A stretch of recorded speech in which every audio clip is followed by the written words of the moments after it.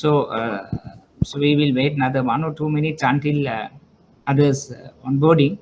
So in the meantime, what my plans today is, can you see me, Sanjeev? Yes, I can see you. Okay, right.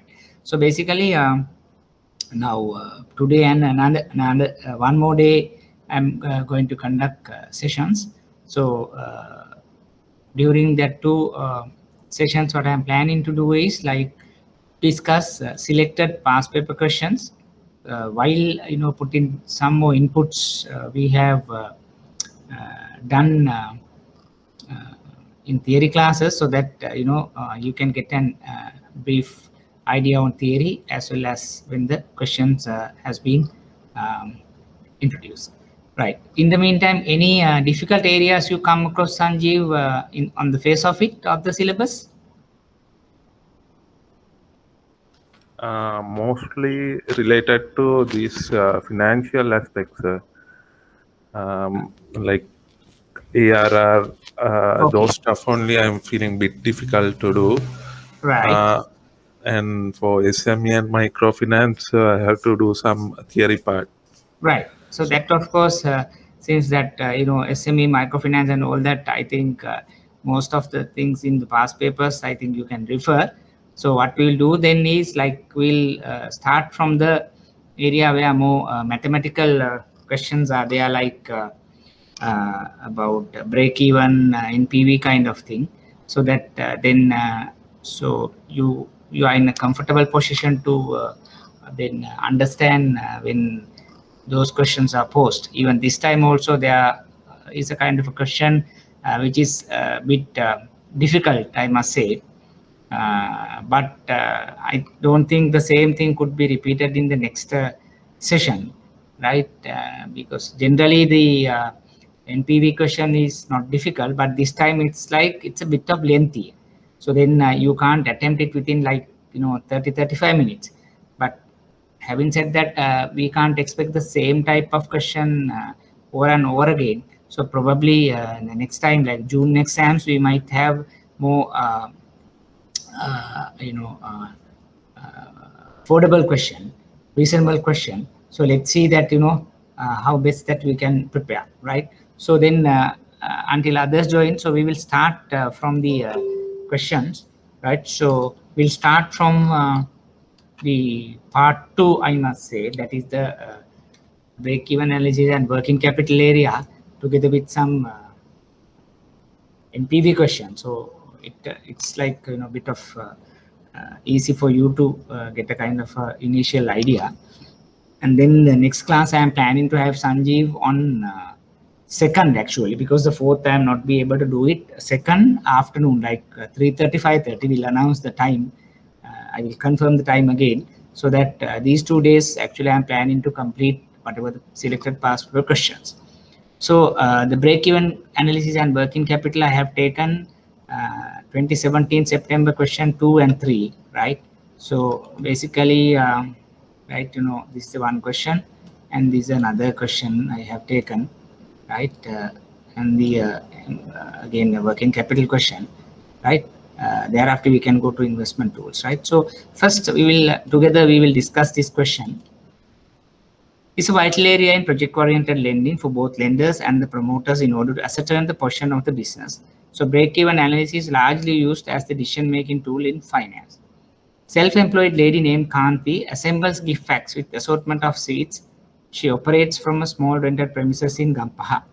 The rent for the premises is 4,000 per month. Incurs other fixed cost of 1,000 per month. Sell the gift for the 100 each. She employs 2 part-time staff and her total variable cost is 80. So we have been asked 4 parts: PV ratio and break-even points with output in terms of value, then profit made, and then what are the assumptions or the limitations in the break-even analysis. I think I could remember this question actually we have done in the class, but just for again a refresher, we'll go through together. Sanjeev, any idea how we can do this? What are the information that we can get from the question? What are the things we need to find here? we have to find fixed cost Fixed and cost, variable cost variable and cost. contribution per unit. Right. So, Contribution per unit is basically how we can compute the contribution unit is basically if we know the selling price and if we know the variable cost, then we can find the contribution per unit. So easily we have selling price, we have variable cost, and then we don't have any issue on finding the contribution per unit. That's number one. Number two, we have, the rent is one of the fixed cost 4,000 and again another fixed cost of 1,000. So the total fixed cost also, it's not a big deal to find, right? That's only that, we need to be worried with this question, right? Now we know those parameters, then go to the question. What is the PV ratio? We need to know the equation. What is the like PV ratio equation? Profit volume ratio. What would be the like equation? selling price divided by contribution per unit. Or other way around? Uh, What could be the denominator? Contribution per unit divided by selling price. Selling price per unit. That's it. So here the contribution per unit is something 100 minus 80, 20. And the selling price is 100. So 20 divided by 100. So like 0.2 or 20%. That's so simple. I mean, you can get 5 marks easily, right? Only thing is we need to understand is like where we should know the information that we can get it from the question itself, right? And then you don't have an issue. So the 20 divided by 100 is the 0.2 or 20%. Then if you go to the break-even point in terms of output, in terms of value, so we need to find that too as well. So what do we need to know? We need to know fixed cost and we need to know contribution per unit. Do we know the fixed cost here? Yes, It's 5,000. 5,000. Contribution per unit is 20, right? 5,000 divided by 20, it's 20, 250 units. So that is the output. And then we need to find the sales values also. Yes. Now, if we know the output is 250, that into selling 80. price, that is 100, right? Yeah. Yeah. So sometimes some questions they might ask both output, sales value. Now, when we going through the question, if you find it difficult to find what the examiner is asking, please underline, right? You can underline under the output and underline the sales value. Then we need to produce two answers. So sometimes we have done very well and we know the answer, but we have forgotten to compute both, right? So output is something, just then 5,000 divided by 20, so 250. So one answer is there, like 2.5 marks. Then they ask about value. Value is quantity into selling price of each item. So 100 into 250. So that is 250,000. 250 into 100 is 25,000, 250,000. That's it. Yes. Right. Then 3, profit. Please calculate that also. What is the equation that we need to use for that?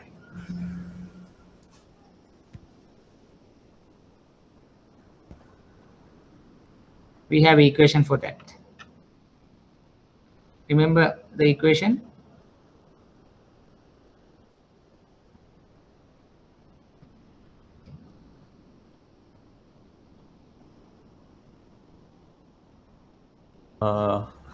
The unit sold multiplied by the selling price, and that is also there.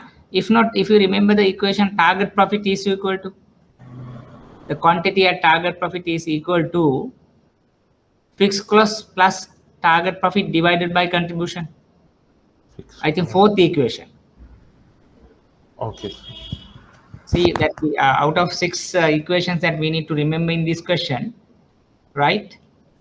The 4th equation, remember, is the quantity at target profit, or quantity is equal to fixed cost plus TP divided by contribution per unit. Please do find, is there any equation to that effect? එහෙම එකක් තියෙනවද බලන්න. What you mentioned is also correct. That's like more a direct approach, but since this indirect equation is there, it's very easy to compute. There we have learned 6 equations, right? We know PV and then contribution per unit, and then we learn about break-even point. Then we learn about margin of safety. Then the profit equation. Do we have an equation like that?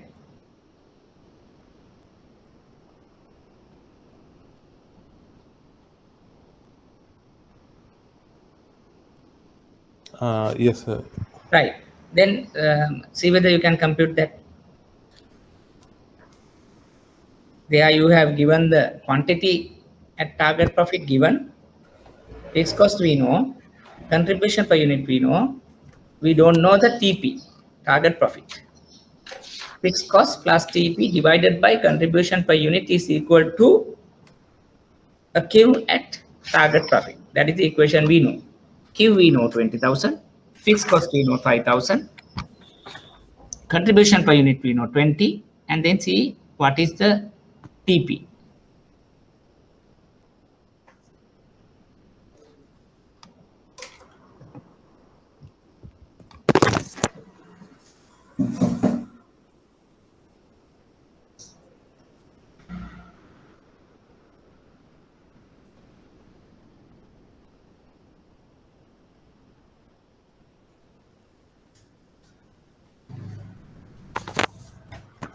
What could be the answer?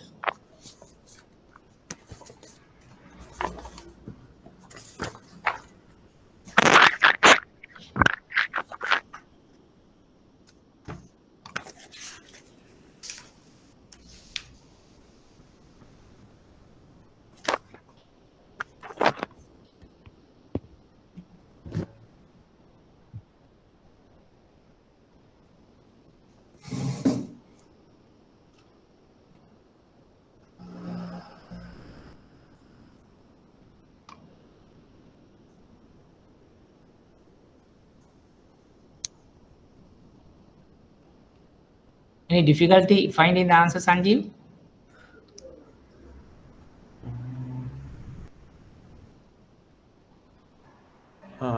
No, sir. Actually, sales profit is 2 million. Then variable cost is 1.6 million. Right. Adding to that 5,000 as a fixed cost, then it comes to 1.6 million. So out of 2 million, we have to deduct 1.6 million, right?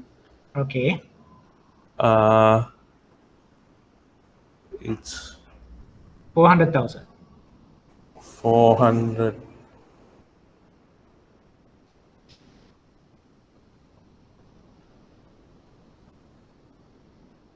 So I'm getting an answer of 3,95,000. Yeah, that is correct. What is the equation you used? I'm using 20,000 units they are selling, right, sir? So Right. I'm multiplying that with 100 rupees. Sorry, No, 80 rupees. that is like more direct approach. No? If you use that Q is equal to fixed cost plus TP divided by contribution per unit, what could be the answer? So denominator is 20, right? Contribution per unit. Yes.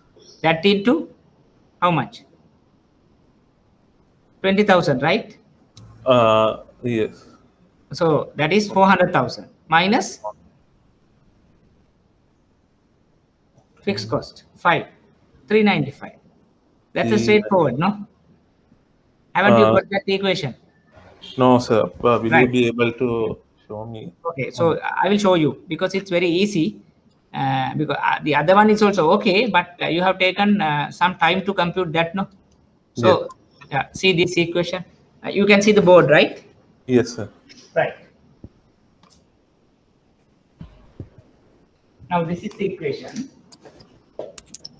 Q is equal to Q at target profit, we say, fixed cost plus TP divided by contribution per unit. This is the fourth equation we learn under the break-even analysis.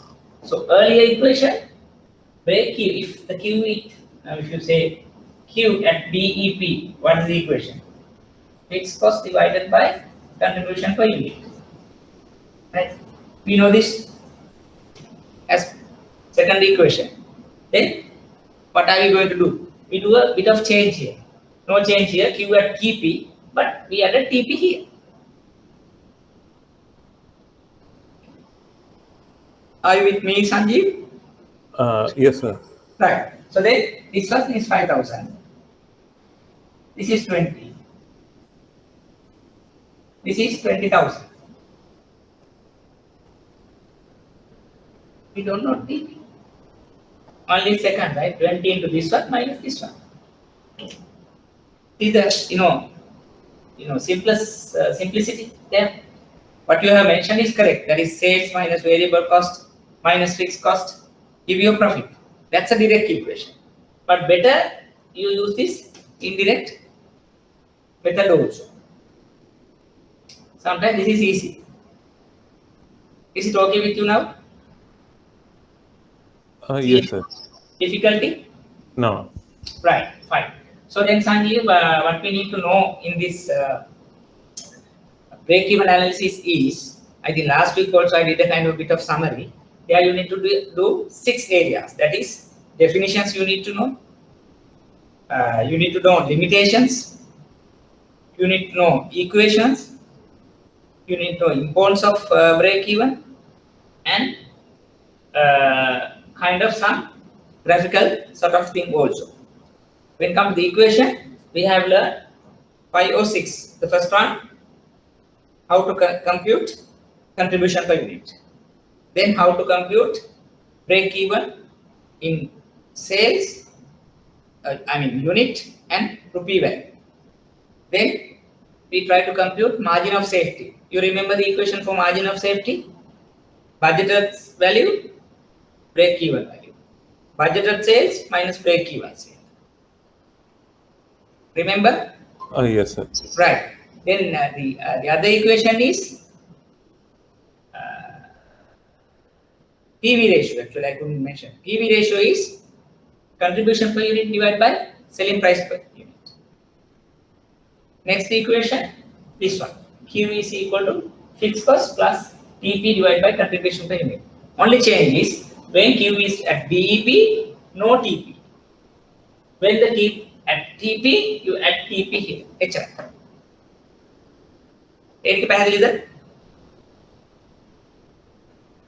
Yes, sir. Right. So then we are done with that. Right. So if you actually go through the answers also, it's like very easy question in that paper, right? So within like 5-6 minutes, you can score 20 marks, right? So sometimes that we are getting that type of questions also. Even this time, actually, we have got a question of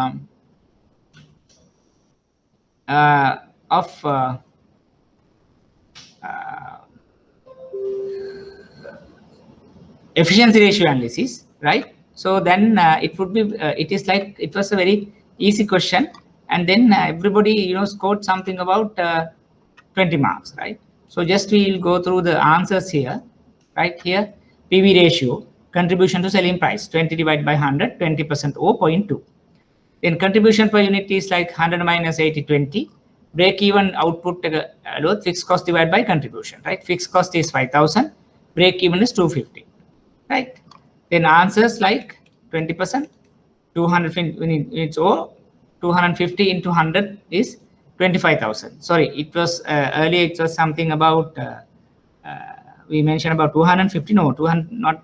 That is 25,000 is the break-even point, right? Then this is the method that they have calculated the profit. The direct method you did, but we know now indirect method also. The last one, actually, they have mentioned only one limitation, there are 6 limitations we learn in the presentation. Eka matakada Sanjeev? The last slide of our presentation. Yes, sir. Couple of like production equal to sales. Sales. Right? Only fixed cost and variable cost. No change in the pricing. Time value factor is not considered. Right. So generally, break even, you need to be very thorough only on these areas. There are 5 or 6 equations and some theoretical stuffs. I don't see it's a difficult, right? But try to do as much as possible. There are a couple of questions also. So any questions?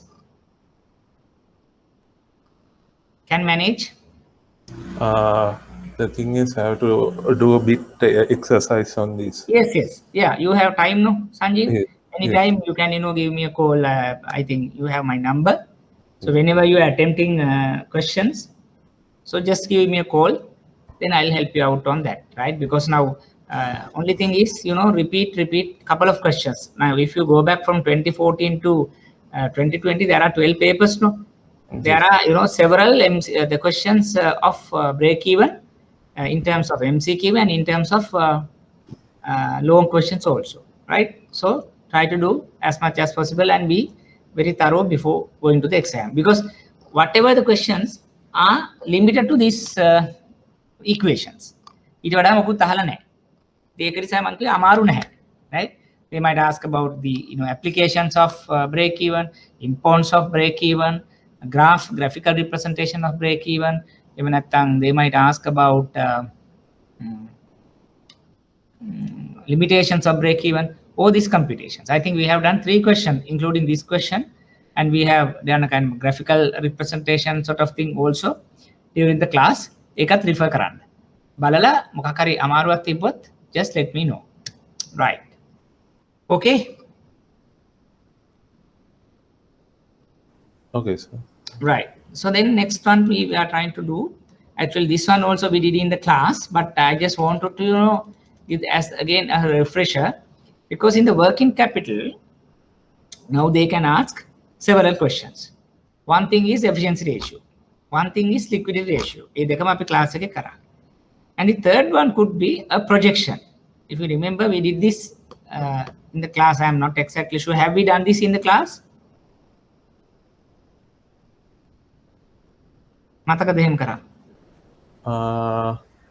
Once we did, when I was doing the previous class. Right. But anyway, we will continue. Here, the third one is something, because we are supposed to compute a projection, right? Where because like not only efficiency and liquidity ratio, so we are supposed to do a projection also, because it's basically we have been given some data and we are supposed to compute what could be the future working capital, a projected working capital. There may be number kanchi. So see how we can compute. The method turnover is given 1.5 million. Then cost as a percentage of turnover, raw material, direct labor, variable overheads, fixed overheads, and selling and distribution, because it has been given as a percentage of turnover. Then these are the data we have got, right? Then third one, company debtors 2.5 months of payments. What do you mean by that? We say the debtor period 2.5 months. So then we can come to the debtor balance. Raw materials 3 months stock. They say in working capital we have current assets. Current assets is like stocks and debtors. So when you say stocks, it could be raw material, it could be WIP, it could be finished goods. B, C, D. And debtors, they have to separately say 2.5 months. Then on the current liabilities, we have creditors. Creditors right? So basically, now we have been given some data to compute working capital. That is current assets, current liability. So current assets is stock and debtors, current liability is creditors. So creditors compute කරන්නත් ඒගොල්ලෝ basis එකක් දීලා තියෙනවා. Stocks debtor compute කරන්නත් basis එකක් දීලා තියෙනවා. So the tricky point here is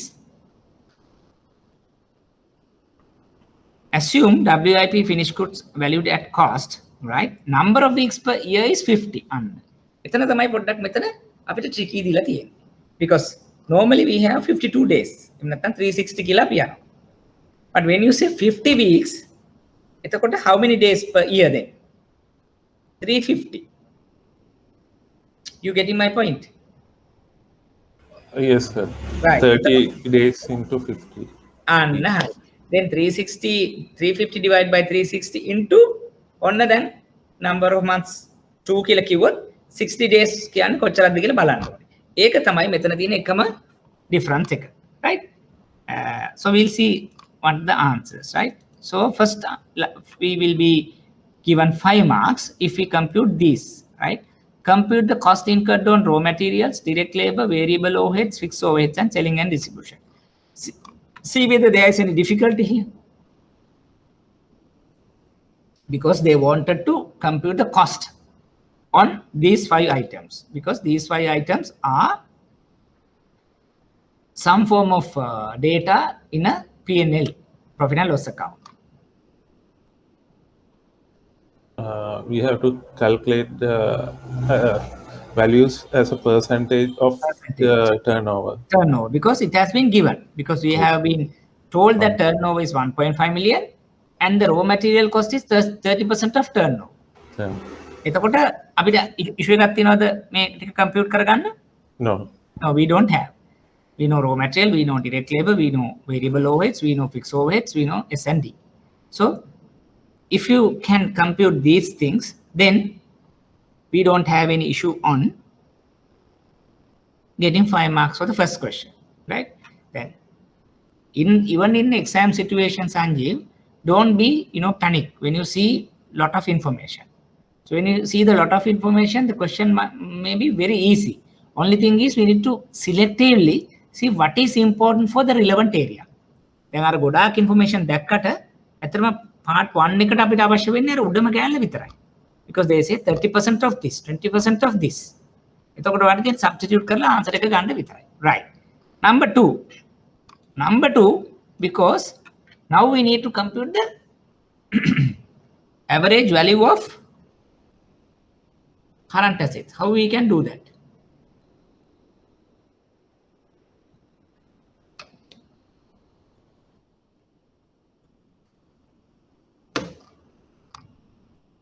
In order to do that, we need to find what? Current assets කියලා කියන්නේ stocks plus debtors. So stocks කියලා කියන්නේ raw material cost, WIP, finished goods. So we need to compute raw material, WIP, finished goods, and debtors. The combination of cumulative number of each item will tell you what the current assets. Fine. Now the challenge is, you know the raw material cost for year. That is, you computed here. Are they 450? You are okay with me? Yes. Right. But you need to compute the raw material stock for working capital. It is not for the per annum requirement, no. How much? It's a 2 months requirement. And ඒක තමයි we need to find out. When you go top here, cost for percentage of turnover, we have done that, right? We know what's the raw material cost per year now. Now, when come to this, it's a raw material is stock for 3 months. That is our current assets, right? Debtors 2.5 months of payments. That is our debtor for working capital. WIP 2 months. So that is our working capital item. You are with me? Yes, sir. B, C, D is relevant to current assets. E relevant to liabilities. එකටත් මෙතන figures ටිකක් දීලා තියෙනවා. Right? Now you said raw material 3 months. එතකොට මොකද generally නම් what we have to do is 450 is for year. Divide by 12 into 3 ne api hadanne. But here it's a bit different. What is the difference?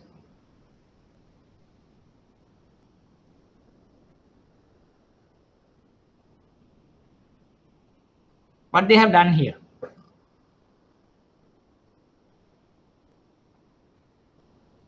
Did you understand the thing they have done? A bit confusing. Right. Now, where you are getting the confused?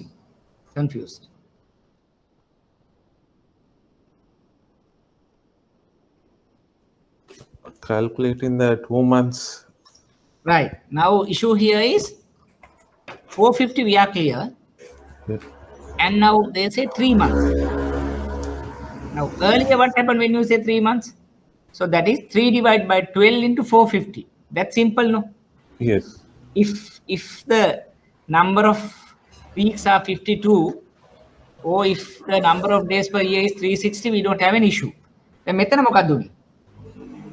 now we need to convert 360 year into how much? 350. 350 year. Why? Only 50 weeks. 50 weeks. That's what we need to do, right? I'll show you how we can do. It's like this. Now, 360 year, 90 days. Or 12 months and 3 months. This is what generally we do. But if 12 months, 3 months, it's 369. But here we have been told 50 weeks. Then it's something 350.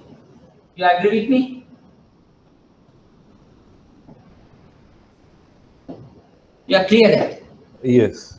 Right. Then 90 divided by 360 is generally, normally we are using. But here we need to find the equivalent number of days for 90 days in 3 months. True. But in a 350 day, how it would be? It is something 87.5. 90, 360, 1/4. Like 87.5 into 4 is something related to what? 350. Here 1/4 එක තමයි. මෙතන 1/4 එක වෙනකොට වෙන්නේ. So basically it's like 350 is divided by 4, right? That's right. Because මේකම තමයි මෙතෙන්ට එන්නේ. මෙතන let's say if it's 300 කියලා කිව්වනම් 75. 75. But we need to appropriately get this 3 months is the equivalent here. Then we get 2 months කිව්වොත් වෙන්නේ. It's something about 57 වගේ ගන්නක්. 1 month කියලා කිව්වොත් it's something 29 වගේ ගන්නක්. 14 days කියලා කිව්වොත් it's something about again 14 point something වගේ ගන්නක්. You get the point? That's the only difficulty we come across when converting the 360 year into 350 year. If we know that, then we can compute those numbers. Are you okay with this? Now clear, sir. Right. So then we will see again the computations.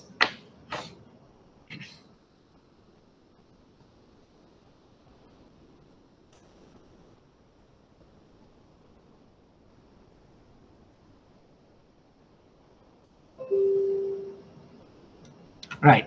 Now we need to compute one by one raw material, WIP, finished goods, debtors. So you go to compute the raw material cost. So we know per annum cost is 450 but now we need to compute only for 3 months. But again, when you say 3 months in the 350 calendar, it's something 87.5 divided by 350. So it's ended up with 112,500.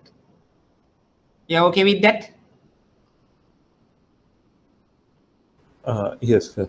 Right. Now we go to the WIP. There we have two things to learn. So WIP, first thing is we need to compute 2 months into 350-day calendar. So that is 58 divided by 350. Hope that you understand. Is it okay first place? Yes, sir. 2 months. Yeah. එක convert වෙනවා 350 day calendar එක වෙනකොට එතකොට 60 day වෙනකොට 58 වෙලා ආවා. Yes. So that's done. But important part is this one. In WIP computation, you can't take raw material alone.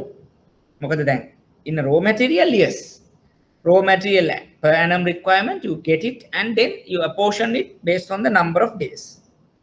But WIP is something, it's not raw material, it's not finished goods. It's something half-baked. So how we are going to do that is raw material plus 50% of operational expenses. Right? 50% of operational expenses means even operational expenses are directly relevant to material value addition.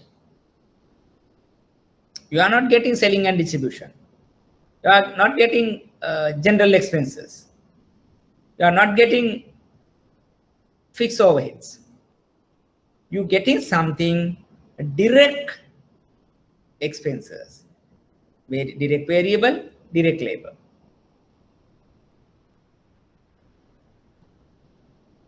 Right? When you say operational expenses, we try to get what is directly involved at the WIP stage. That is direct labor and direct variable. No other expenses will be added there. So the operational expenses in totality here, how much? 375 and 150. ඒ දෙක එකතු කරනවා.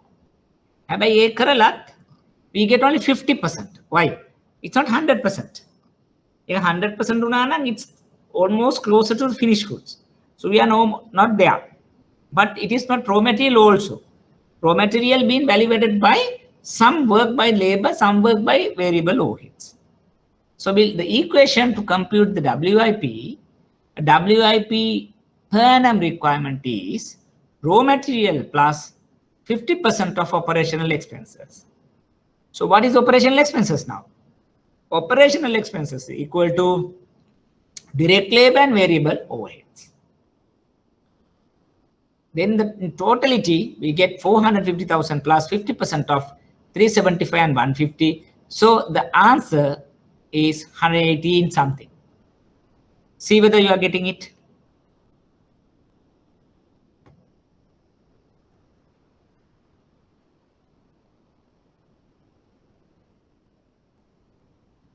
Any questions? Operational expenses is 525,000. Right. It will be divided into half. Then we are getting 262,000, something like that. Right. No? That plus 450 is the total yearly requirement. And then you compute 58 divided by 350. 58, yes. That is for 2 weeks. Right. 2 months. 2 months, sorry, 2 months. Right.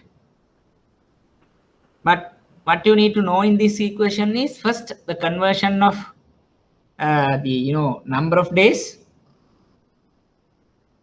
from 360 calendar to 350 calendar. ඒක තමයි part 1 වරද්ද ගන්න නැති වෙන්නේ. Number 2 is you need to know what is the equation for WIP, because these are a direct equation. Normally we are not computing these things. Efficiency ratio compute කරත් liquid ratio compute karat. So we are, not in this level. This is for forecast. This is for the projected working capital.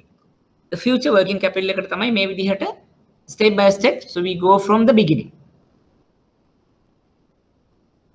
So WIP is equal, equation is raw material plus 50% of operational expenses. You are with me? Yes, sir. Right. Then we go to the third one. Finished goods also we need to compute. When come to the finished goods, again there are two things. They say 1 month. 1 month requirement take 29 divided by 350. That is how we convert the 30 360 calendar 28 point something at the minute. So 29 divided by 350. How they bring down this to 350 calendar. Okay neither.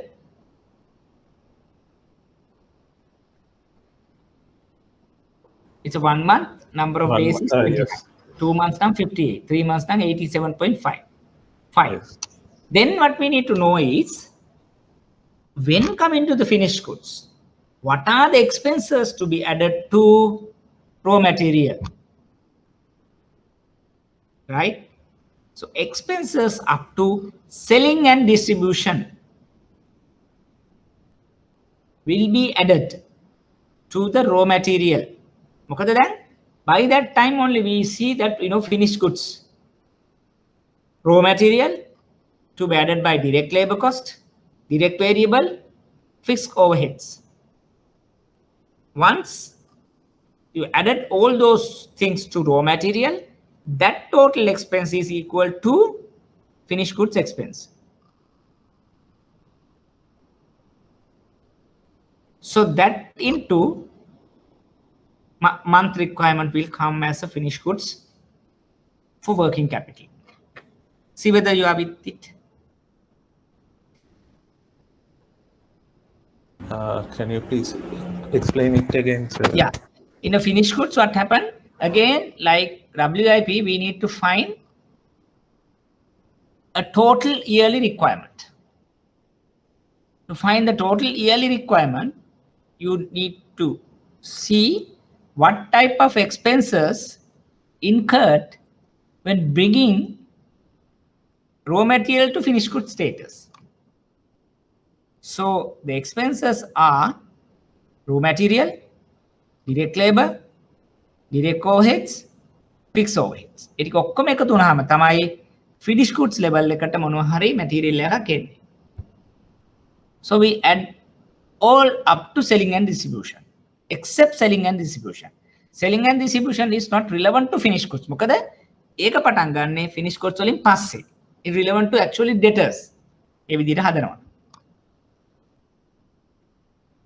And that all you get finished goods yearly requirement into month requirement will give you the answer.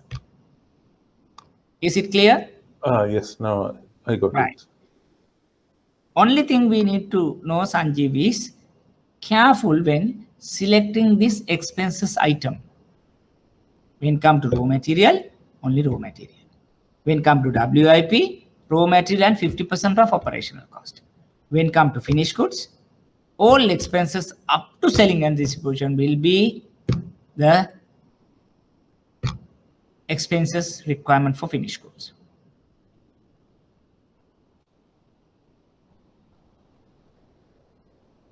Okay, Sanjeev? Yes, sir. Fine. Then debtors, we shouldn't be very much worried because they say somewhere in the top, when computing debtors, part A, actually number item A, debtors take 2.5 months of payments කියලා තියෙනවා. එතකොට අපිට මේ වගේ කරදර වෙන්න ඕනේ නැහැ. Debtors we can straight away take sales into number of days. Only thing in there again, 2.5 months you need to convert to 350-day calendar. That's what they have done. Right? 2.5 months generally 75 days in 360-day calendar. In 350 calendar, it's 72.5. So general debtors are something from sales. අපි කියනවා turnover එකෙන් component එකක් percentage එකක් තමයි debtors කියලා අපි කියන්නේ. Here it has been given. So sales, and then you compute number of days equivalent to 350 days. 2.5 months. Right? 2.5 months. So you can get that answer easily. 1.5 million into 72.5 divided by 350. Means that you know RM, you know WIP, you know finished goods, you know debtors. You try to have everything, will give the current assets number. Is it okay, Sanjeev? Yes, sir. Yeah, just take a recap for a minute and see whether any gray area.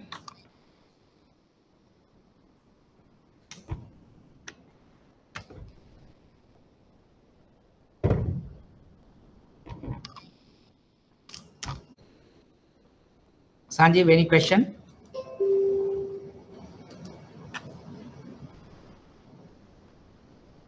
No, sir. Right. So basically, I think this is the most typical question we have got so far. So that's why I wanted to share the question with you, so that in case if you are familiar with this, we don't have any issue in attempting other questions, right? If it Now, was yeah, 365 days, it might have been easy, but the 355 days are a bit difficult to calculate. yes, that is the tricky point here. Generally, if it's 365, then we don't have any issue, no. But Yes. Here, when you say 50 weeks, we are in bit of trouble to converting that 365 calendar into 350. But generally, we can get 365 and compute. Yes. Right? If they are not mentioning. Okay. Yes, sir. Right. And easily to take months also, like maybe 3 divided by 12, 1 divided by 12. Right? It's a 1 month. So it's like per annum is 12 months. ඒක තමයි ලේසිම දේ. 1 divided by 12. Yeah. So 2.5 months is something, and then 12 months. So that is also easy, 2.5 divided by 12, like. Okay. Yes. Right. Yes. Now next one is creditors. There again, it's not a bit that difficult, because since that we have computed raw material, direct labor, variable, fixed overhead, and everything has been given there. Right? How much as part 1, in the part 1 of the question, we computed what is raw material, what is direct labor, what is variable, what is fixed overhead, what is S&D. So for the creditor requirement, how much we are taking the credit period, they have given 58, 7, this is a week, right? This is for 2 months period, this is 1 month, this is 2 weeks. තේරුණාද? එතකොට ඒ ටික දීලා තියෙන නිසා then we get 350 day calendar and get that portion, and we computed that. So the current liability is basic. So creditors is something, each item you added up, you get that total creditors, current liabilities. Is it okay? Because it's not so difficult. It has been given out of this much, out of this much, out of this much, as per this. Yes. Okay. It's අපිට දීලා තියෙනවා credit periods, raw material 2 months, direct labor 1 week, variable overheads 1 month, fixed overheads 1 month, S&D half a month. So only thing is we need to compute those. අපි දැන් part 1 වලදී we have computed those. Here මේක compute කරලා තියෙනවා. මේකෙන් we need to now find what is 2 months, what is 1 week, what is 1 month, what is 1 month, what is half a month. That is a bit difficult, because again 350 day calendar hinda we need to do a bit of conversion. Once you do that, you will have the number. Okay. Yes, sir. Right. Then the last part is, what is the working capital? Working capital is assets minus liability, right? Now we have computed current assets. We know current liabilities. The difference between those two is your working capital requirement. A small doubt, sir. Yes, So tell me. don't they ask like gross working capital, net working capital, like that? Gross working capital in the sense total current asset. Current assets, net working But capital is the difference between that. If they ask here, here, you can. but here we have to straight away we have to calculate the net working Net capital, working right? capital. Net working Okay. capital. Because the question is something when you say, can you that calculate the working capital requirement? It's something about they take about net working capital. Specifically, if they want, they will say what is the GWP, what's the NWP. එහෙමනම් අහනවා මොකද්ද gross working එක මොකද්ද net working capital එක කියලා අහනවා. Okay. Yes, sir. Sometimes they might ask about what are the assumptions, right? So these are the assumptions. Like, so what we have done here, we have not taken the fixed overhead as operational cost. Remember, when come to the WIP, we take only operational cost. No, somebody can argue the part of the fixed cost could be operational also. We don't know that. For the computation purposes, we take only direct labor, direct overhead විතරයි ගත්තේ operational cost compute කරන්න. That is one of our assumption. Then we calculate data based on the sale value. The payments we have taken as sales value. This percentage of sales value will be our debtor. Right? These are some of the assumptions that we have done here. So what you have done, you mention your assumptions. It's anyway correct. But better we mention, because here they have asked what are the assumptions. Indicate further assumptions, because when you arrive in these computations, or maybe you did some rounding of එකත් අපි කරානේ. දැන් 29.5 ආවහම we said 29.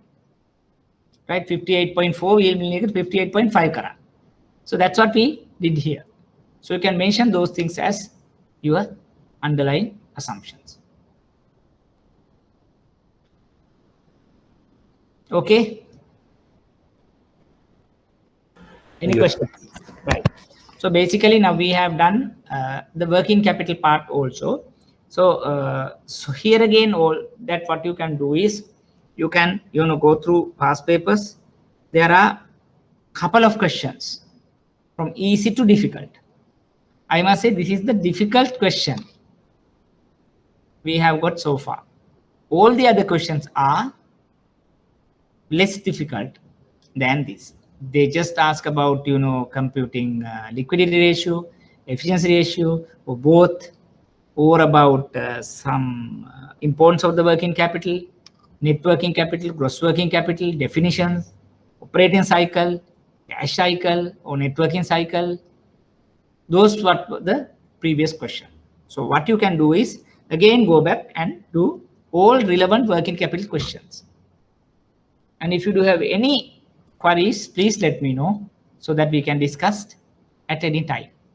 Right? Because I advise you to go through and be familiar with these questions, because these are not difficult. If you do this and come, there is every likelihood that you get full marks. Not like theory questions. We don't know, sometimes there may be, you might have written it, but not exactly correct. But here, it's not like that. Once you do it, you can, get a confirmation saying I have done it correctly, because nothing to go wrong if you do it this way. Right. Then we will move to the some questions in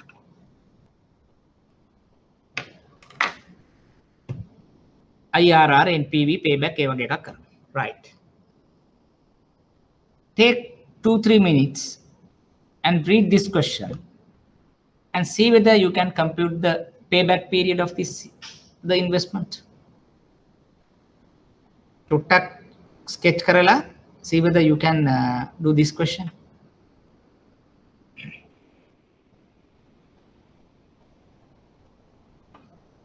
You can see the board, right? Yes, sir. Right. Okay. What's the break even? Sorry, payback. 3 years. 3 years. Straight away you can say initial investment 830. When we are going to recover that? 340, 400. First year 340, second year 400, 740. Still we need to go something. And the third year you get 205. So at the end of like halfway through the third year, we recover the investment. So the payback period is 3 years. I mean, it's very easy, right? Then break even point differ from the payback. What's the difference between there? Payback period is the time taken to withdraw the initial investment. Whereas break-even point is their cost equal to profit. Right. No, neither profit, no loss situation. It's like that is enough. Yeah. Just to say what is break even, what is payback. So now you see, when you do first and second one, you get easily 10 marks now. So now you get the confidence now. Then we go to the third one. NPV, discount rate is 18. What's the important point here? We know cash flows, right? Year 0, 830 going out. Year 1, year 2, year 3, year 4, what is cash flow in? In addition, fourth year, we also get 90 million back as a disposal value. Cash flows, cash outflows, cash inflows, net cash flows also we know. Then what could be the next column?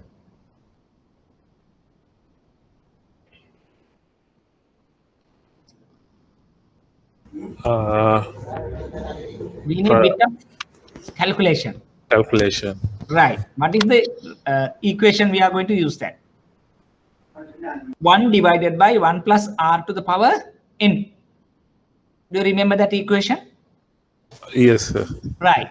So when you say year 0, 1 divided by 1 plus r, 1 plus 18%, n is 0. 0. N is 1 for first year, n is 2 for second year, like that. You can continue doing the calculation. Then you have some discounting factors at 18%. Then you try to multiply net cash flow and the discounting factors.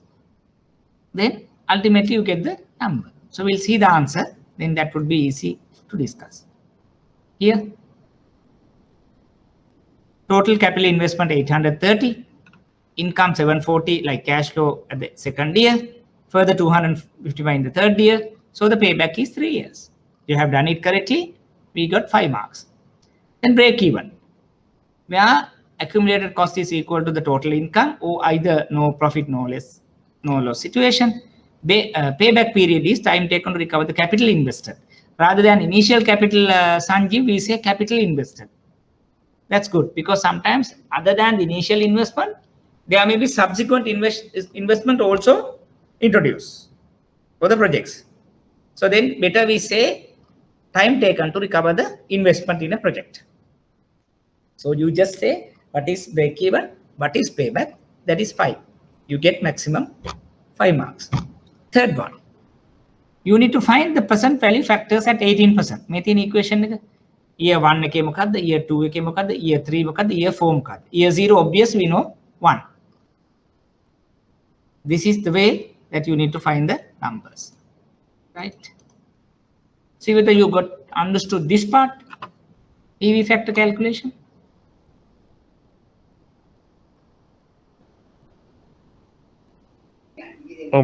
PV I can calculate, sir, but only in year 2018 March. For that only they have given the PV table, right?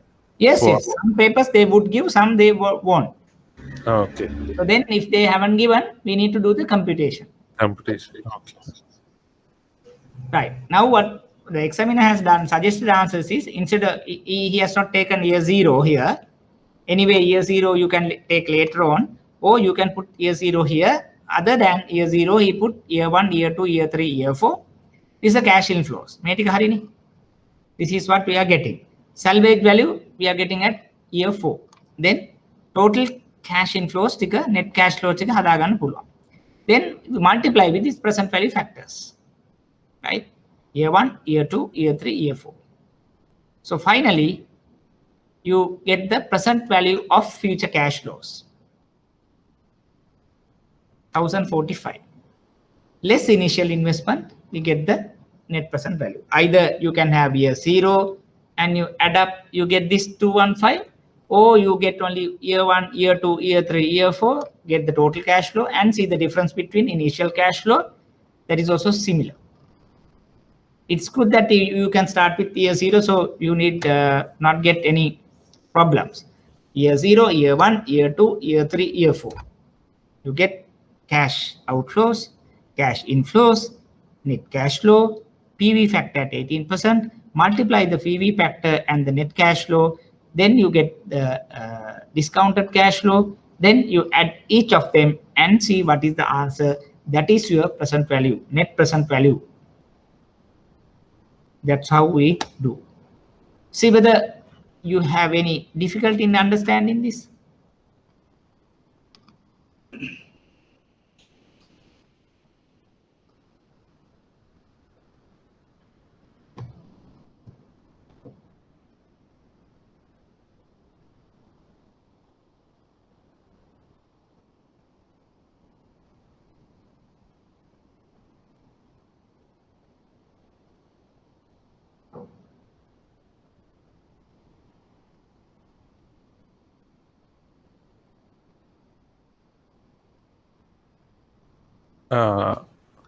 For this question, they were telling that machinery will be solved for 90 million. Yes. But in some questions, I have seen that the residual value of that machinery will be like this. So in that instance, we have to deduct, right? No, nothing to deduct. No, whatever you get at the last year, it could be scrap value, it could be residual value, it could be disposal value. So that is the inflow. How it happens? So initially you have some machine. After depreciation, end of the project, there is a machine for you. What you can do is you can sell it and get some cash inflow. Always it's a positive. It's not a loss. Okay.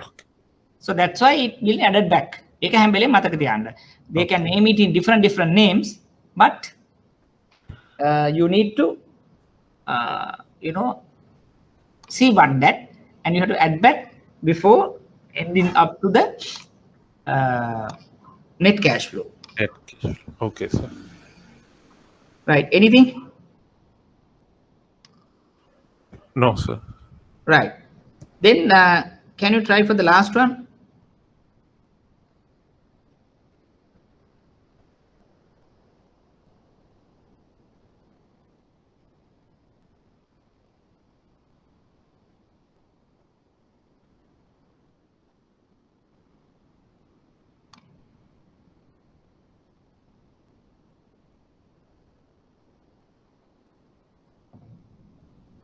What could be the last one? IRR computation. What do we need? For that, we need two discounting rates. One will give us a positive value and another will give us a negative value.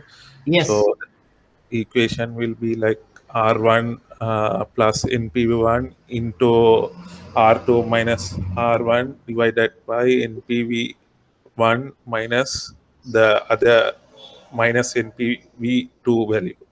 Very good. Very good, Sanjeev. You're spot on. Right? You have done it like, though that you were mentioning that you are a bit of, difficulty, but you have, spelled out the kind of equation. Very good. Now we know one discount rate, one positive NPV. Then only what we need is, we need to know another discount rate with negative NPV. That is the only challenge we are having here. So at 18%, we got positive NPV. We know what is R1 and we know what is NPV1. Then we try to find a negative NPV with relevant to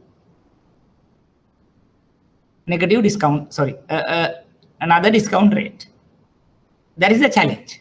So you can, assume something about 35%, double that, and do this same calculation and see what is the NPV you are getting. You are getting my point? Yes, sir. Right. So for the interest of time, we'll see what actually the examiner hasn't done. What he has taken is, he has taken 31%, right? Or 30%, right? So he has again computed 29%. We need not to do that 29% computation, because at 18% we have the number, no? Right? So at 31%, he has done the computation. Then he ended up with some 18.69 as the negative NPV.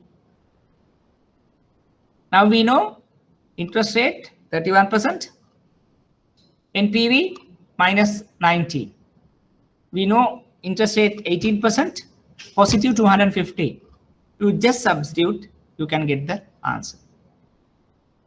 Examiner, for better understanding, he has taken another two interest rates, 29% and 31. But we need not to do that.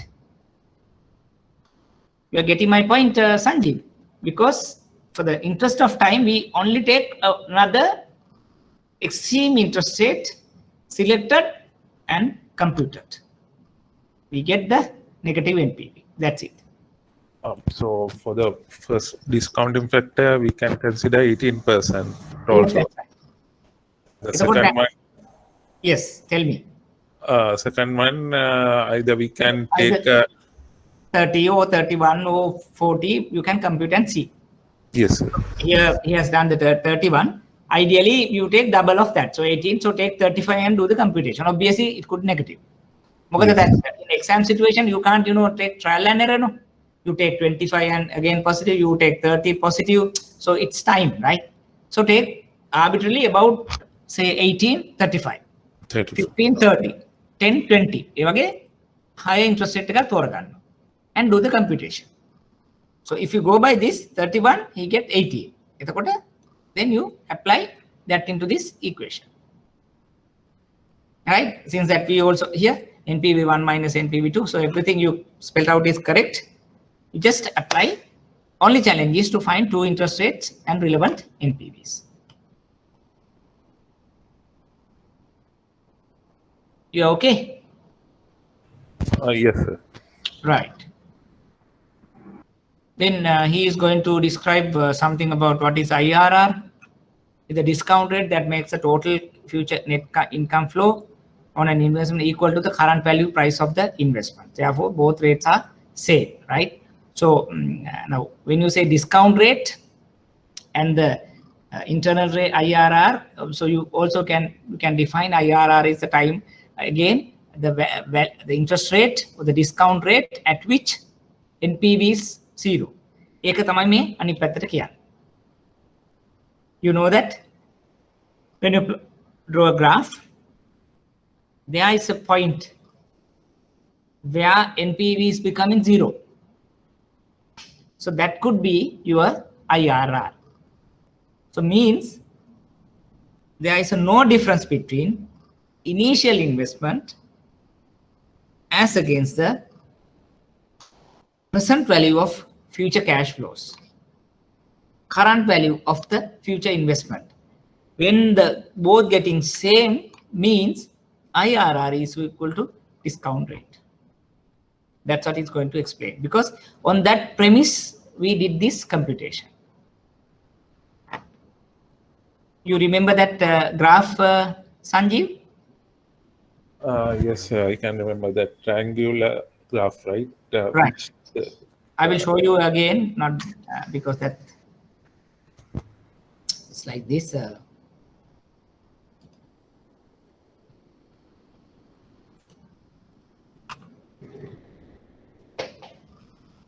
like this. If say interest rate or discount rate, here we say NPV, right? So at different interest rates, you will have some NPVs. That's what we do, right? When you plot a kind of a graph like this, but what is this point? This is IR. It's a discount rate. At particular discount rate, NPV is 0. It's happening, right? When you're increasing interest rates, NPV could come down and intersect the x-axis and go beyond that. So this point we say is a discount rate, IRR. At this point, all present value of future cash flows, present value of future investment is equal to investment that you are planning today. NPV 0 in today you put something, you get year-on-year cash flows, but you are trying to discount them today's value, current value.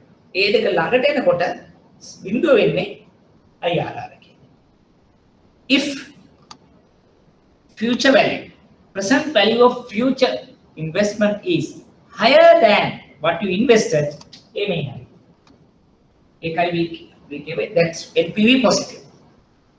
If other way around, present value of future cash flows is negative, means other than Ganata Vada, Hambana Aduna, we say negative. We are not happy with this area, NPV negative. That's a project decision. Okay. Yes. Any questions? Any idea? Anything to get there? No, sir. No. Right.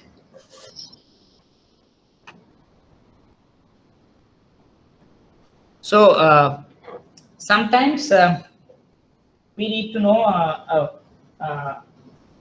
arriving the discounting factor, right?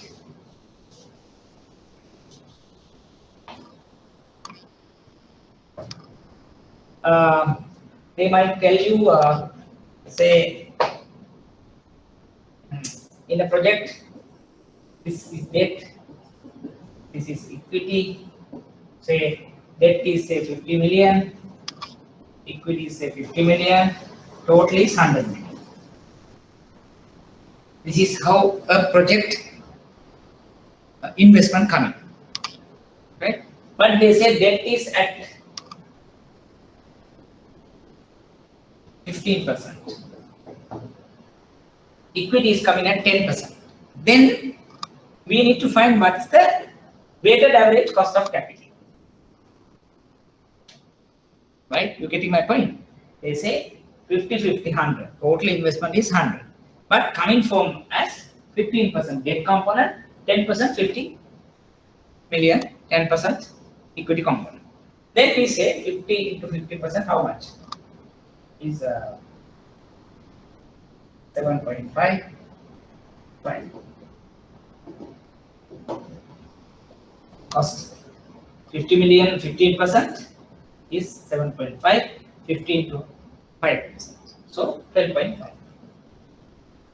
Even at time, 50, 15 million million 5 million. 12.5 million. Right? Then 12.5 million divided by total investment is 12.5%. This is we call weighted average cost of capital and discounting rate. Sometimes they might not give you the discounting rate. I am just sharing some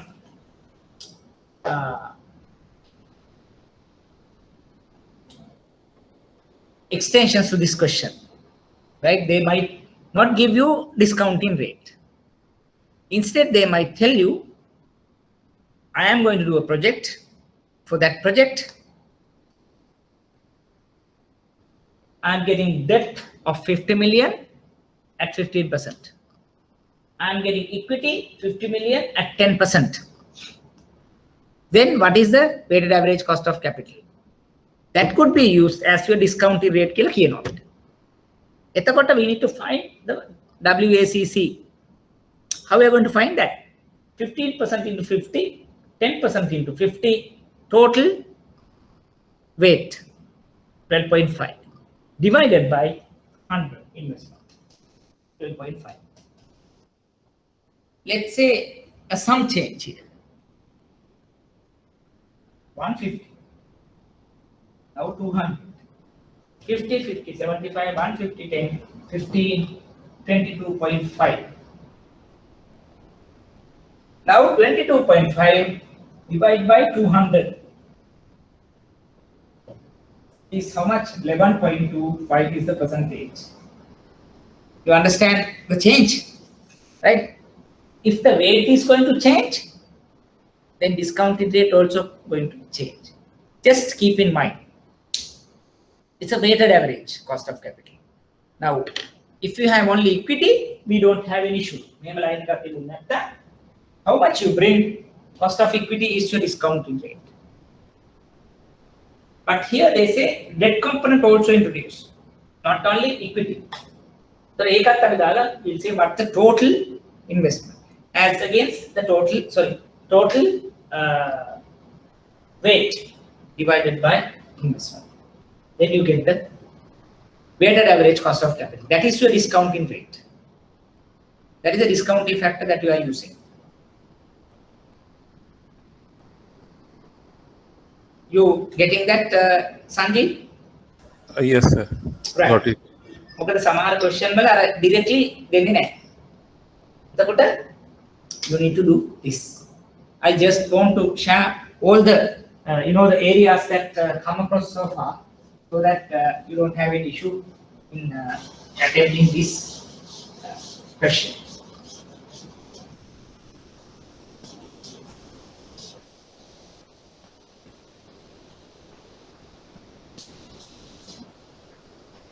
There's another question that I have seen here about discounted payback.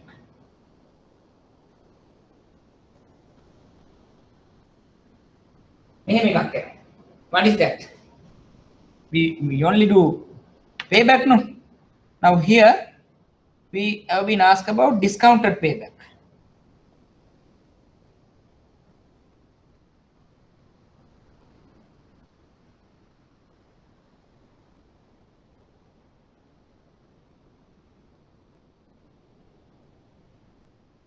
So every year, are we supposed to deduct the discounted rate for the outcome per year? Like, It's like not exactly. No, here let's say year 0, 1, 2, 3. In general payback, what happens? Cash flow maybe 100 PC going out, 10, 20, 30, 40. Right? So if you go by this, what's the discount? What's the payback? 10. So the cumulative cash flow 100 going out, 10, so that is 90. Again negative, 70 negative, 40 negative, 0. So what's the payback? 4 years. Okay? Is it correct? yes, sir. 4 years. 4 years. Now discounted is something, they will introduce a discount factor. And so at 10% discounting factor, we say 1, make up again, is it 0.9, 0.8, 0.7, just for example, and say 0.6. Now what's the discounted cash flows? So may column discounted cash flow. Right? What's the discounted cash flow? Not the same now. And that say 9, 16, 21, 24. just for computation purposes. Then cumulative discounted cash flows. What? 100 negative, 91 negative, 75 negative, 60.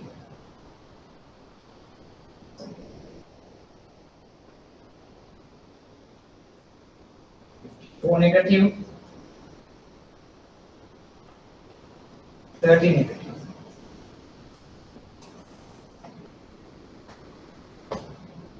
Again, they say something here 5. We have some 40 million cash flow. So here plus, and if you go by this, then on plus 10.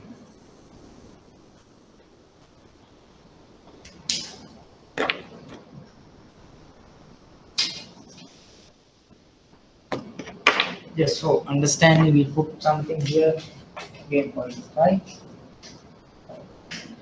Again, still minus 10. There one. You get the point here. Yes, sir. Now, Sanjeev, what will happen is, when you say discounted payback, they try to introduce a discounting factor for the cash flows. Generally, payback, we are not taking time value. That's a disadvantage we are talking now. But if they introduce the time value to the cash flows, then make it a normal cash flow. So the cumulative cash flow is like this. When you introduce the discounting factor, then the cumulative cash flows of the discounted cash flows are now different. අච්චර වෙලාවකට වඩා වැඩි වෙලාවක් යනවා මට investment එක recover කරන්න. You getting the concept? Yes. That's it. Because there's a difference between general payback and the discounted payback. What is the difference? In general payback, discounting factor is not going to use, but discounted payback, you introduce the discounting factor. That's it. So basically, it's like time value factor will be considered for Right. the discount factor. Simply, if you forget this and go to the NPV, NPV එකේ ඔයා මේ දෙක කරනවා කියන එක මේ කරලා තියෙන්නේ. Go to the NPV exercise and calculate the payback using the discounted cash flows. ඒක තමයි මේ කරේ. So only difference is we introduce the discounting factor. Okay. Yes, sir. Right. I think we have done all necessary for working capital, break even, and the NPV IRR computation. So what you can do is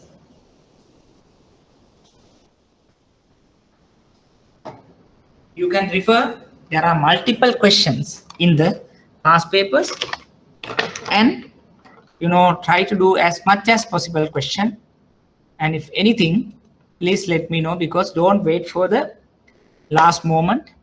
Now we have time till maybe almost 2 months, up to end May, right? Start doing those questions and let me know any problem you are facing on this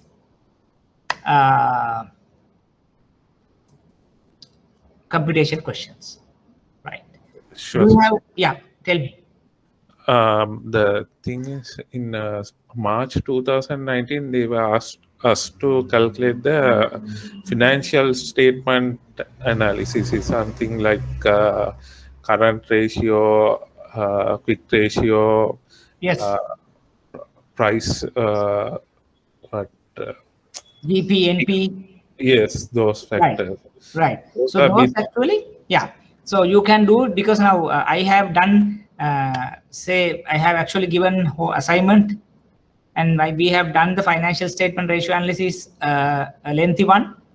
Just refer that, because they have asked very simple question, but again, good that you do the assignment practice also, because then, I mean, in case that if they ask, so you can do the computation, because here we have done only working capital like current ratio, quick ratio, efficiency ratio and all that, because that has been repeated several times under the working capital scenario. But the other one is even they have asked for the MCQ also, right? So that we have done couple of questions.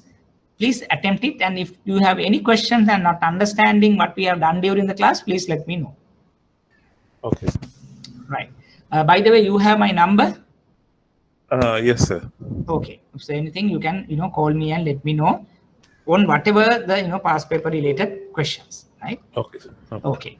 Then so we will, since we have some more time, so we just go through about the other areas quickly. Then you can refer those things in detail when you are trying to attempt it. Then there may be some questions coming in the sick business area, problem loans, NPLs, because again very important. If you consider the present situation also, where you can get so many questions into these areas. So then better you do at least this area, because we get a sure question, right? Like SND. Here they ask about what is a definition of SIG project, reschedulement of a project, strategic restructuring, main sources of early warnings, right? So we have done those in the class, but when you do a kind of a question, repeat the question, you can get more idea, right? So if you see the answer here, they ask about the definition of SIG. The SIG, as we define, if the project is not generating internal surpluses to cover the divs, cover the financial expenses, cover the project expenses, then we call this as a SIG business, right? They are not generating adequate internal surpluses as expected, and they always depend on external infusion of equity or cash flows to survival. SIG project. Some attributes of the SIG project is like P&L issue, balance sheet issue, cash flow issue, operational issues, right? Data, creditor. So I think so many things we learned. So be thorough with that. So that's a kind of the question they have asked, part 1. Then part 2, they ask about what are we going to do the reschedulement. In a reschedulement or restructure rather, we try to offer a customer a solution to come out from the situation. So there you are trying to change the interest rate, securities, terms and condition, collateral, and maybe introducing some buyer supplier, right? And or maybe extension of the conversion of interest into a term loan, or writing off some part of the interest, writing off some kind of charges. So those are the things that you do in a case of a restructure or reschedulement. So ek thamai part 2 ekේ ahane. Then this is again important, the strategic restructuring. Like there may be so many activities one can introduce to a customer when the customer is in trouble, customer is in early warning, customer is in NPL, customer is in problematic situation. So that's what they have mentioned. I mean, though that we have not go into very much detail on these items, but this is a good answer where you can depend on the future questions, right? So we'll see what are those the strategic restructuring activities.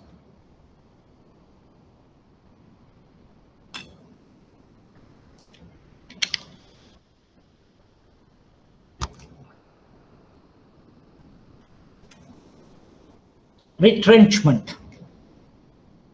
Closing down on a plant to stop producing one product without compromising the main course of business. So like, let's say customer is in difficulty to run the whole factory.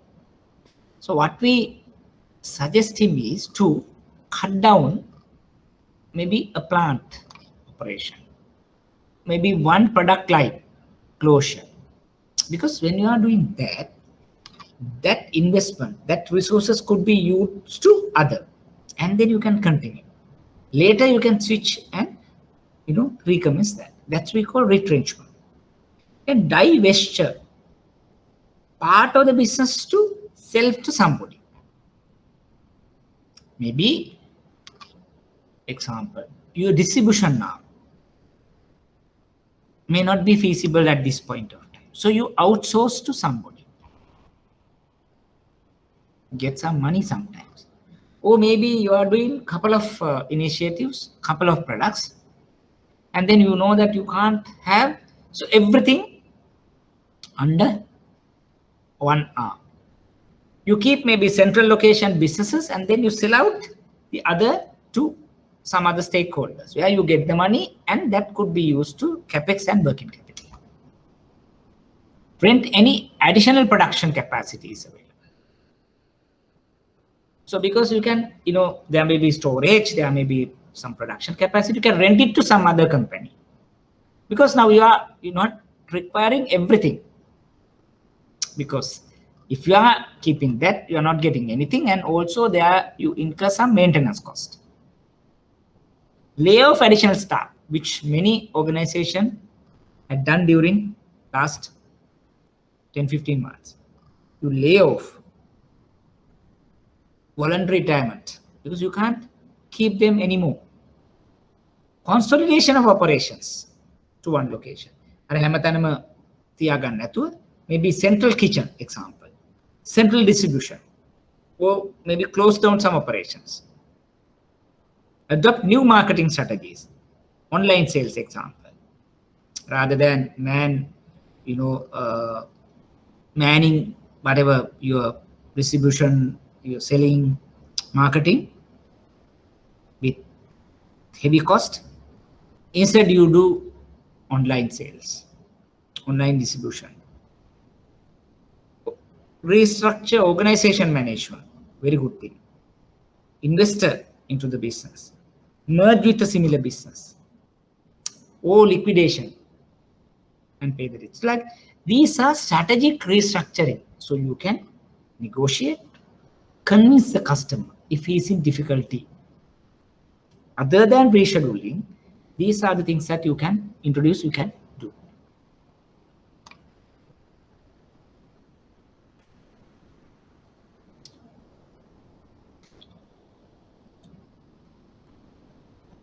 The last one is early warnings. I think we have done it extensively on this. There are 5 sources we understand for early warnings, and under each source that we discussed, different activities, right? I ask you to memorize at least 3-4 activities under each, and out of these 5, this could be repeated again. I mean, last time actually we haven't seen this, but this time it's like one definite question could be a SIG projects. So please go through and be familiar. Any questions on this? I know it's a bit of theory, but you should understand that. Problem loans, NPL, SIG projects, definition of NPL, right? And NPL to like last times we learned about classify, further classify, how you can reclassify, right? So we learned that. So all those is necessary because very important area. Any questions? No, sir. Right. So you can go through. I think there is a similar question. Again, though I have included, I am not going to discuss that. You can here sources of signals. That's 2018 also they are asking, right?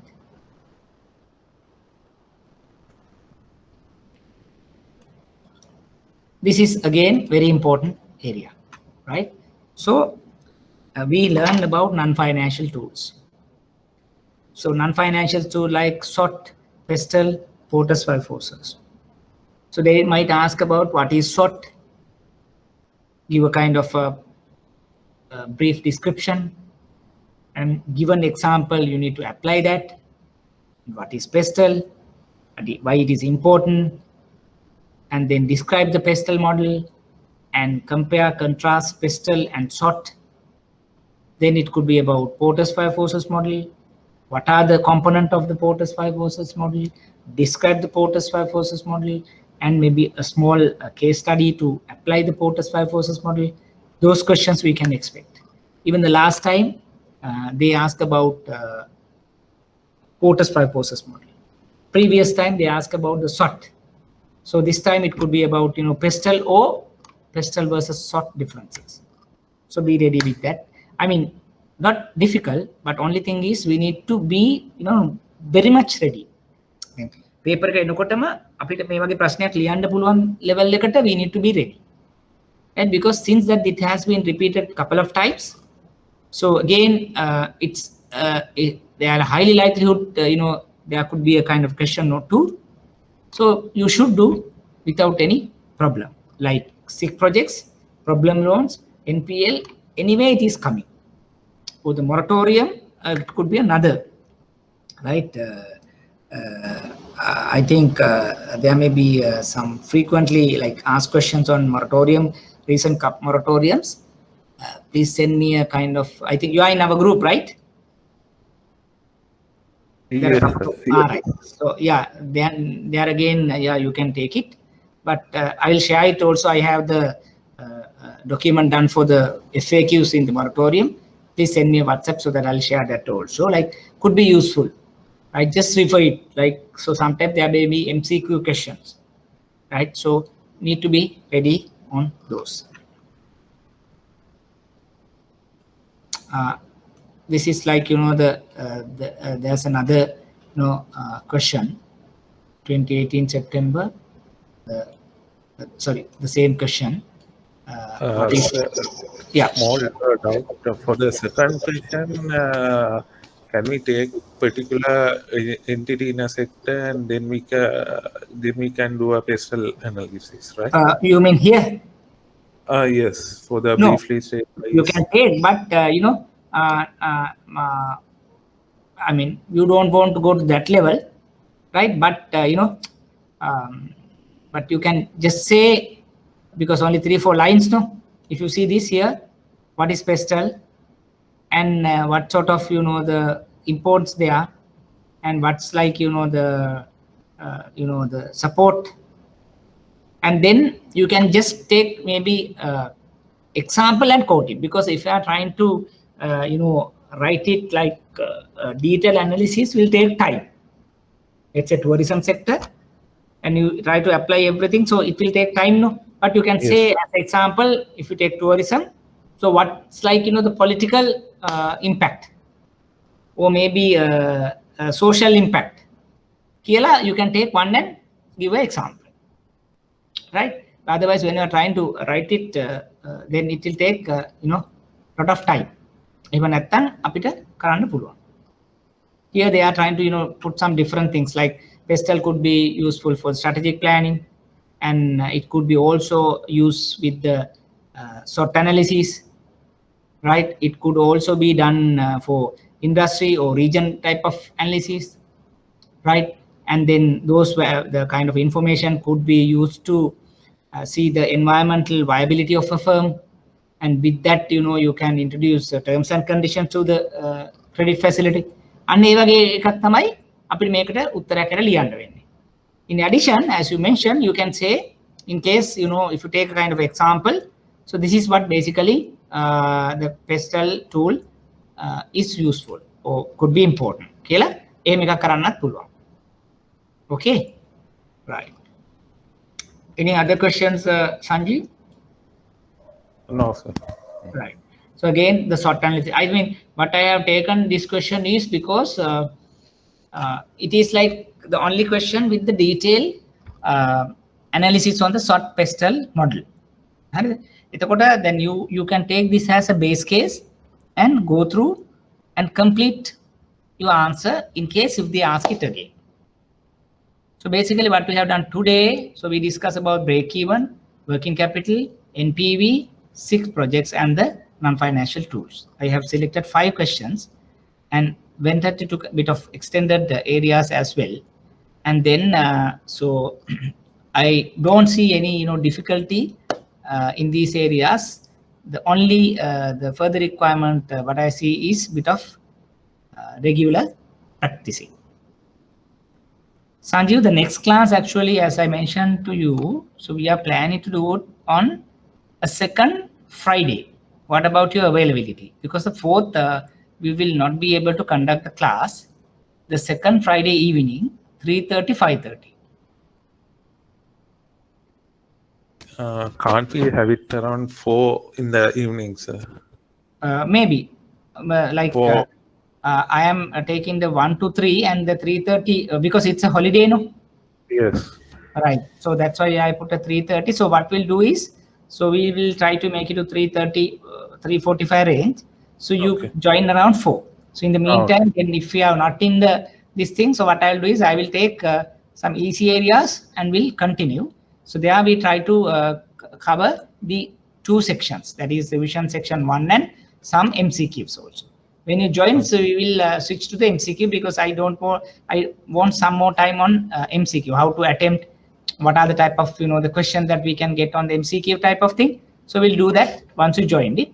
So we'll do it at like 3:30 to 5:30, but anyway it is in the recording. Okay, sir. Okay, so with that maybe by I don't want another class.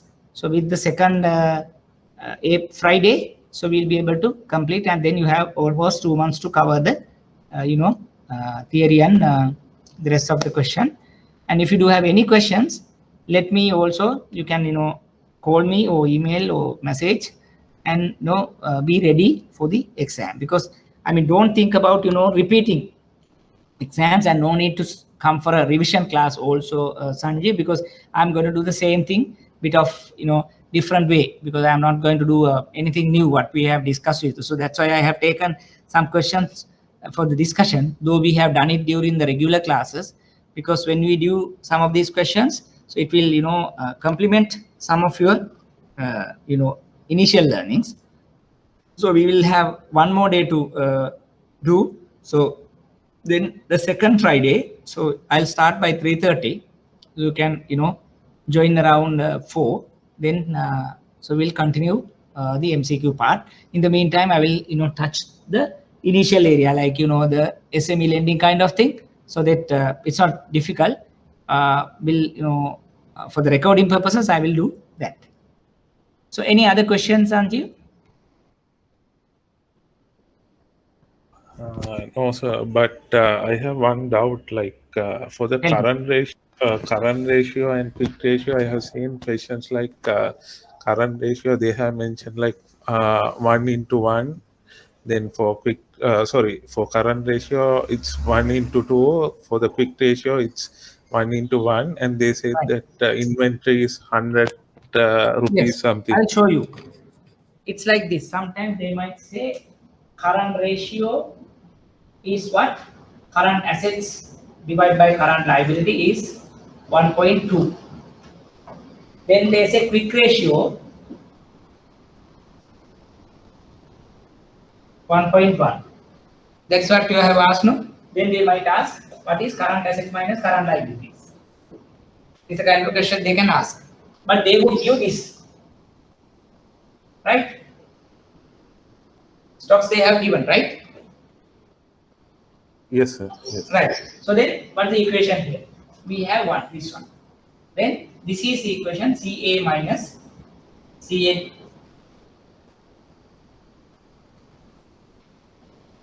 Are you okay with this? But I adjust this. I divide CA stock CL is equal to 1.1. Okay. Yes. Right. That's quick ratio. Yeah. What is this? 1.2. Okay. Minus stock is 10,000 given. CL is equal to 1.1. Are you okay with this equation? Yes, sir. So then you take this, then 1.2 minus 1.1 is 0.1, and this is negative is going out. Right? You put here to there, here to here, 10,000 divided by current liability is 0.1. Then current liability is 100,000.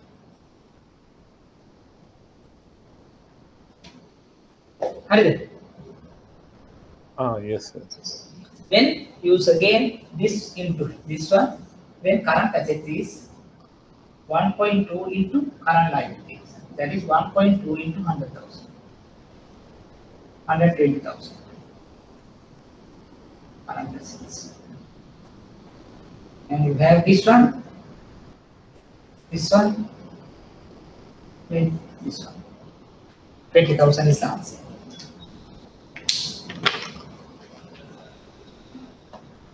See whether you understand.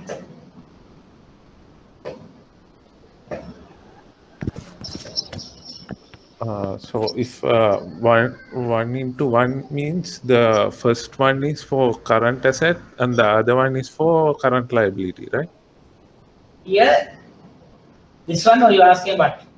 No, sir. If they say like one into two, so the one Yeah. is for current asset and two is for No, current liability. this current asset to current liability is 1.2 is the number I have used. Or they can say 1 to 2. Then it could be like 2 to 1, like here. If they say CA to CL, instead of 1.2, it's something this way, it's something 2 divided by 1. Only. Maybe semicolon ka different figure. Whether dot ka tavika. Okay. 1.2 times 1 to 2 කියලා කිව්වොත් current asset is 2, current liability is 1. Then they might say this one 1 to 1. එහෙම දෙන්නත් පුළුවන්. එතකොට උඩත් එකයි යටත් එකයි. එහෙම දෙන්නත් පුළුවන්. මෙහෙම දෙන්නත් පුළුවන්. So see whether what they have given. If it is like 1 to 2 නම් එක උත්තරයක්, 1.2 නම් then with another answer. Okay? Yes, sir. Right.